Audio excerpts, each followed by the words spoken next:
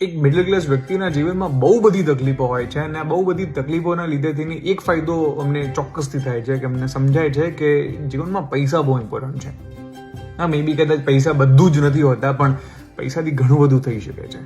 તમારું જીવન ખૂબ સરળ બની શકે છે, કારણ કે લગભગ દરેક વસ્તુના અંતમાં ક્યાંક ને ક્યાંક રૂપિયા આવીને ઊભા જ રહે છે. એટલે કોઈ મિડલ ક્લાસ છોકરો કે છોકરી એની અંદર ગમે તેટલું ટેલેન્ટ હશે, ગમે તેવું સારું કરી શકે એમ હશે, તેમ છતાં એની એ ક્યાંક એ મજબૂરી હશે કે એને એવું કામ તો કરવું જ પડશે જેનાથી એનું ઘર ચાલે.